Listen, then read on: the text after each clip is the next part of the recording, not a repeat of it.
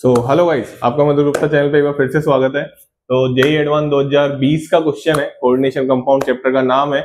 और हर वीडियो में मैं ये बोलता आ रहा हूँ, one of the most important chapter of inorganic chemistry, coordination compound. अगर आप दो चैप्टर बहुत अच्छे से पढ़ते हैं तो लगभग इनऑर्गेनिक केमिस्ट्री आपकी बहुत अच्छी हो जाएगी। एक तो केमिकल बॉन्डिंग और एक कोऑर्डिनेशन कंपाउंड। चलिए, क्वेश्चन कुछ इस तरीके का है। इसका जो भी कॉन्सेप्ट है ना इस क्वेश्चन का, वो सारे कॉन्सेप्ट मैं बता चुका हूं पिछले आने वाली वीडियो में, तो आप उनको जाके देख सकते हैं। ठीक है, तो पहला इसने बोला है कि choose the correct statements among the following. ठीक है, और पहला स्टेटमेंट देखिए, मैं आपको एक कमाल की बात बता दूं। आप जैसे ही इससे पहले वाली वीडियो देखोगे 2021 की, उसमें भी यही था। और ऐसा जेईई एडवांस में बहुत रेयर देखा गया है कि वही कॉम्प्लेक्स रिपीट कर दिया गया हो अगले ही साल। मतलब मैंने ये देखा है कि वो तो किसी साल में रिपीट नहीं करता, बट उन्होंने अगले साल ही FeCl4- 2021 में भी दे दिया और यहाँ पे भी दे दिया। हाँ, शर्त है कि मतलब पॉइंट ये था कि वहां पे उन्होंने ज्योमेट्री नहीं पूछी थी, वहां पे उन्होंने आपसे मैग्नेटिक मूवमेंट पूछा था, बट यहाँ पे ज्योमेट्री पूछ ली। बट मैं आपको पता है कि मैग्नेटिक मूवमेंट निकालने के लिए आपको कॉन्फ़िगरेशन तो निकालनी पड़ेगी। चलिए, तो सबसे पहले ऑप्शन की बात करते हैं। तो कोऑर्डिनेशन नंबर 4 में अगर मैं बात बताऊं आपको, तो कोऑर्डिनेशन नंबर 4 में क्या होता है बेटा, दो पॉसिबिलिटी होती है। एक तो sp3 पॉसिबिलिटी होती है और एक क्या होती है dsp2। और जैसा कि मैंने आपको बता रखा है कि जब भी चारों वीक फील्ड लिगेंड होंगे ना, फर्स्ट ट्रांजिशन सीरीज के मेटल sp3 बनाएंगे, और अगर चारों स्ट्रॉन्ग फील्ड लिगेंड होंगे तो क्या बनाएंगे, dsp2 बनाएंगे। ये मैंने लास्ट वीडियो में आपको बता रखा है, आप जाके देख सकते हैं। ठीक है ना, तो सही चलिए, तो ये देखो आराम से sp3 टेट्राइडल हो जाएगा और dsp2 क्या हो जाएगा, स्क्वायर प्लेनर हो जाएगा। आराम से देखो, स्क्वायर प्लेनर। अब हमको पता है Cl- वीक फील्ड लिगेंड है, तो आयरन की ऑक्सीडेशन स्टेट निकाल लो। यहाँ पे मैं पहला ऑप्शन सोल्व कर रहा हूं, FeCl4 2 माइनस है ना, FeCl4-, तो आयरन की ऑक्सीडेशन स्टेट यहाँ पे आ जाएगी x+4 इंटू -1 इक्वल टू -1। तो x इक्वल टू कितना आ गया बेटा, +3। आप सभी को पता है आयरन का क्या होता है, अरे कॉन्फ़िगरेशन। अब तो Ar3d6 4s2 याद नहीं है तो भैया मैं तो बोलूंगा पूरी पीरियोडिक टेबल का आपको पता होना चाहिए। ठीक है, Ar3d6 और 4s2 हो गया। तो यहाँ पे Fe+3 का देखोगे, Fe+3 का देखोगे तो क्या आ जाएगा, Ar, और क्या आ जाएगा, दो इलेक्ट्रॉन। सबसे पहले इलेक्ट्रॉन कहां से निकलते हैं, S में से, फिर किस में से निकलते हैं, D में से। तो यहाँ पे आ जाएगा क्या, 3d5। बात समझ में आ गई। अब 3d5 को आप भरेंगे, ठीक है ना, आप ऑब्वियसली CFT के अकॉर्डिंग बात करें चाहे VBT के अकॉर्डिंग बात करें, जब 3d5 को आप भरेंगे तो कैसे भरेंगे, यहाँ पे E में 2 और T2 में 3। तो यहाँ पे 1 2 पेयरिंग होगी नहीं, वीक फील्ड लिगेंड है, ऐसे जाएगा। ये आपका क्या हो गया, ये आपका हो गया E। ये आपका क्या हो गया, ये तो आपका हो गया E, और ये क्या हो गया आपका T2। अब आपको पता है कोऑर्डिनेशन कंपाउंड बनाने के लिए, बॉन्ड बनाने के लिए, कोऑर्डिनेट बॉन्ड बनाने के लिए पूरा डिब्बा खाली होना चाहिए, कोई डिब्बा खाली नहीं है। तो इसके आगे वाले जो आते हैं 4s और 4p, तो मैं अगर आपको इधर दिखाऊं तो ये कुछ ऐसे दिखेगा बेटा। आराम से देखो, बिल्कुल आराम से, 1 2 3 4, 1 2 3 4 5 s, और ये क्या हो गया p। ऐसा दिखेगा, एक एक इलेक्ट्रॉन है, सब में एक एक इलेक्ट्रॉन है। तो बताओ हाइब्रिडेशन क्या हो जाएगा, sp3। sp3 बोले तो टेट्राहेड्रल, मतलब पहला ऑप्शन सही है। बात समझ में आ गई। चलिए, इससे पहले इस ऑप्शन को सॉल्व करने से पहले इस पे आते हैं। FeCl4- has higher spin only magnetic movement. Last video में ही मैंने आपको बात बताई थी कि स्पिन ओनली मैग्नेटिक मूवमेंट का फॉर्मूला होता है √NN+2। हाँ जी हाँ, तो क्वेश्चन देख लेते हैं। इसका मैग्नेटिक मूवमेंट आप देख सकते हैं आराम से, कितने अनपेयर्ड इलेक्ट्रॉन है, 5। तो फॉर्मूले में रख दो। तो इसके अनपेयर्ड इलेक्ट्रॉन यहां मैं फॉर्मूला लगा रहा हूं, तो म्यू बराबर कितना आ जाएगा, √5 5 प्लस कितना आ जाएगा बेटा, 5+2, ये कितना आ जाएगा, √35 bm। अब इसकी बात कर लेते हैं। ये देखो, ये कॉम्प्लेक्स थोड़ा सा, हाँ ये थोड़ा सा दिया है उन्होंने, हाँ ऐसा ही नहीं है एडवांस में क्वेश्चन कुछ भी आ जाएगा। तो यहाँ पे अगर हम देखें, मैं इसको रफ कर रहा हूँ, नीचे वाले को आराम से देखो, मैं इसको रफ कर रहा हूँ। ये मैंने पहला कॉम्प्लेक्स डिस्कस कर लिया है, और पीछे आने वाली वीडियो में भी मैं इसकी बात कर चुका हूँ, डिटेल में बात कर ली है मैंने। आप जाके देख सकते हैं आराम से, कोई दिक्कत वाली बात नहीं है। जैसा कि मैंने बोला था, कोऑर्डिनेशन कंपाउंड के जैसे जैसे क्वेश्चन आते जाएंगे वैसे वैसे मैं हर कॉन्सेप्ट कवर करता जाऊंगा उसी क्वेश्चन की वीडियो में। ठीक है ना, चलिए इसके बाद दूसरे कॉम्प्लेक्स की अगर हम बात करें तो ये कॉम्प्लेक्स कुछ ऐसा है, COEN और NH3 का होल ट्वाइस Cl2 प्लस। अब यहां पे अगर आप देखें तो EN न्यूट्रल लिगेंड है, मैंने बोला था लिगेंड के बारे में नॉलेज होनी चाहिए आपको। NH3 कैसा लिगेंड है, न्यूट्रल लिगेंड है, ये मोनोनेगेटिव लिगेंड है, तो यहाँ पे X प्लस 2 इंटू -1 बराबर +1, तो X बराबर कितना आ गया +3, मतलब कोबाल्ट की ऑक्सीडेशन स्टेट कितनी आ गई +3। चलिए तो यहाँ पे कोबाल्ट का कॉन्फ़िगरेशन देखते हैं। कोबाल्ट का कॉन्फ़िगरेशन अगर देखें तो ये आएगा Ar, बोलो बोलो, अरे बोल लो यार, 3d7 4s2, कंसंट्रेशन रखना बस, है ना, पेशेंस रखना। चलिए तो कोबाल्ट +3, कोबाल्ट +3 क्या हो जाएगा Ar 3d6। अब समस्या हो गई यहाँ पे, बताऊं क्या, अगर आपको CFT मैंने लास्ट वीडियो में ही बता रखा है कि ऊपर तो आते हैं Eg और नीचे आते हैं T2G, ऊपर तो आते हैं Eg और नीचे क्या आते हैं T2G, ये T2G हो गए आपके और ये क्या हो गया Eg।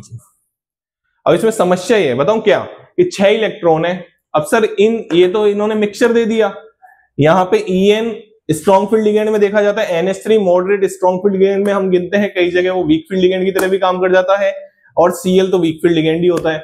अब सर इन्होंने तो मिक्सचर दे दिया, आपने तो हमेशा यही बताया है कि सर जब स्ट्रॉन्ग फील्ड लिगेंड हो तो हमको पेयरिंग करा देनी चाहिए, जब वीक फील्ड लिगेंड हो तो पेयरिंग करा देनी चाहिए। यहाँ तो दोनों ही आ गए, स्ट्रॉन्ग फील्ड लिगेंड भी आ गया, वीक फील्ड लिगेंड भी आ गया। अब क्या करें, तो बेटा ध्यान से सुन लो, दोनों कान खोल के सुनना। जब भी जिसका नंबर ज्यादा हो, जैसे स्ट्रॉन्ग फील्ड लिगेंड का अगर नंबर ज्यादा है वीक फील्ड लिगेंड से, तो डोमिनेंट स्ट्रॉन्ग फील्ड लिगेंड करेगा। सुन लो अच्छे से, दोनों कान खोल के। यहाँ पे अगर आप देखें तो यहाँ पे डोमिनेट कौन कर रहा है, स्ट्रॉन्ग फील्ड लिगेंड डोमिनेट कर रहा है। NH3 2 है, En है, Cl2 कितने नंबर गए, 2 ही नंबर है Cl के, तो डोमिनेट कौन करेगा यहाँ पे, strong field. Strong field dominate कर गया मतलब क्या होगी, पेयरिंग। पेयरिंग होगी तो इसका कॉन्फ़िगरेशन क्या आएगा, ऐसा। आराम से देखो ना यार, समझने की तो कोशिश करो, समझने की तो कोशिश करो। तो इसका कॉन्फ़िगरेशन क्या है, T2G6। बताओ कोई अनपेयर्ड इलेक्ट्रॉन है क्या, नहीं है, तो इसका मैग्नेटिक मोमेंट क्या आएगा, 0। कोई अनपेयर्ड इलेक्ट्रॉन ही नहीं है, क्योंकि इस n की जगह क्या रखते थे अपन, अरे बोलो यार, नंबर ऑफ अनपेयर्ड इलेक्ट्रॉन रखते थे। क्या रखते थे इसकी जगह, नंबर ऑफ अनपेयर्ड इलेक्ट्रॉन रखते थे। तो ये मतलब ये वाला ऑप्शन तो क्या हो गया, गलत हो गया। ओहो, ना ना ना ना ना ना, सही तो है। हाँ, गलती कर दी सर आपने, गलती कर दी। मैं यही देख रहा था तुम्हारा ध्यान है या नहीं। भैया FeCl4 माइनस का तो ये आ रहा है √35 और इसका क्या है 0, मतलब ये आंसर सही। अब डी वाले पे आओ, यहाँ पे इस कॉम्प्लेक्स में बोला है कि भैया sp3d2, हाँ sp3d2 तो हाइब्रिडेशन नहीं है सर, इसका हाइब्रिडेशन आएगा, देखो मैं आपको दिखाता हूं। 5 डिब्बे थे, 1 2 3 4 5, इसमें 2 इलेक्ट्रॉन थे, ऐसे ऐसे, और 1 s और 3 p, तो अंदर वाले काम आ जाएंगे यहाँ पे, देखो आराम से। तो बताओ क्या हो गया, हाँ D2sp3। ऑक्टाइडली ज्योमेट्री रहती है, कोऑर्डिनेशन नंबर 6 में ज्योमेट्री ऑक्टाइडली रहती है, चाहे sp3d2 हो चाहे D2sp3 हो। इनर ऑर्बिटल कॉम्प्लेक्स बना है, लो स्पिन कॉम्प्लेक्स बना है। यहाँ पे एक चीज ये सीखने वाली थी कि यहाँ पे स्ट्रॉन्ग फील्ड लिगेंड का नंबर वीक फील्ड लिगेंड से ज्यादा है, डोमिनेट कर गया। क्या कर गया, डोमिनेट कर गया। बात समझ में आ गई, चलिए आगे बढ़ते हैं। तो मतलब ये आंसर नहीं होगा। अब आ जाओ सेकंड वाले पे, अब मैं ये सारा रफ कर रहा हूं। सेकंड वाला ऑप्शन बोल रहा है कि इसमें 2 ज्योमेट्रिकल आइसोमर है क्या, ठीक है, चलिए आगे देखते हैं। तो मैं सारा रफ कर रहा हूं और इसको हमको चेक करना है कि बी वाला ऑप्शन सही है या नहीं। चलिए आ जाइए चेक कर लेते हैं क्या दिक्कत आ रही है, ध्यान से सुनते रहना, ठीक है ना। और मैं आपको ये गारंटी दे सकता हूं कि आपके लिए वीडियोस हेल्पफुल रहेगी, क्योंकि हम केवल सॉल्यूशंस की बात नहीं कर रहे हैं यहाँ पे। इससे रिलेटेड मैं आपको ये भी सिखा सकता हूं कि केवल जेई एडवांस वाला बच्चा ना देखे जिसका मेंस क्लियर हो। मैं तो ये बोलता हूं सब वीडियो देख सकते हैं ये वाली, क्योंकि हम क्वेश्चन को इस तरीके से सोल्व कर रहे हैं कि हर बच्चा समझ सकता है। बात समझ में आ गई, चलिए। तो यहां पे अगर हम देखें तो कॉम्प्लेक्स हमारे पास था ऐसा, COEN NH3 का होल ट्वाइस और Cl2 प्लस। अब ये किस टाइप का हो गया, लगभग मैं आपको दिखा देता हूं। ये कुछ ऐसे टाइप का हो गया, MAA A2 और B2। ऐसे भी बना सकते हो, मैं तो पूरा ही बना के दिखा देता हूं आपको, टेंशन मत लो। देखो पहला ये बन जाएगा, ज्योमेट्रिकल पूछे थे क्वेश्चन है, मैं आपको ऑप्टिकल भी, ये ऑप्टिकल एक्टिव है या नहीं वो भी बता दूंगा इसी वीडियो में। ऐसे बनाते हैं, ऐसे बनाओ, यहाँ पे ए, यहाँ पे एन रख दूं, अरे यहाँ पे एन रख दूं क्या ई एन का, अरे ई एन क्या होता है यार, बाइडेंटेड लिगेंड होता है ना सर, ये तो बता दो आप ये तो बता ही नहीं रहे, ऐसे थोड़ी होता है, ये लो बेटा बता देते हैं, H2N CH2 CH2 NH2 ये होता है ई एन। इसको पूरा बनाने जाएंगे तो इसको ऐसे बना दो, क्या दिक्कत आ रही है, ये लो भाई, तुम अगर पूरा ही चाहते हो तो ये लो ना यार, ये कोऑर्डिनेट बॉन्ड से जुड़ा हुआ है, यहाँ पे क्या जोड़ दो Cl जोड़ दो, यहाँ पे क्या जोड़ दो NH3 जोड़ दो, यहाँ पे क्या जोड़ दो, यहाँ पे फिर से N CH2, यहाँ पे फिर से N जुड़ जाएगा और यहाँ पे क्या जाएगा CH2, यहाँ पे CH2 बन गया पहला। चलिए ये तो क्या हो गया हमारा, अरे बोलो यार बात समझ में आ रही है कि नहीं आ रही। चलिए तो यहाँ पे एक ज्योमेट्रिकल आइसोमर, दूसरा देखो, दूसरा ज्योमेट्रिकल आइसोमर देखो, थोड़ा दूर बनाता हूँ अच्छा दिखेगा आपको, थोड़ा दूर बनाता हूँ। अब एक बार Cl और NH3 इस पे रख दिया ना, अब एक बार ट्रांस पे रख दो यार, यही पॉसिबिलिटी होती है इसमें, बहुत सिंपल है, इतना कोई रॉकेट साइंस नहीं है इसमें।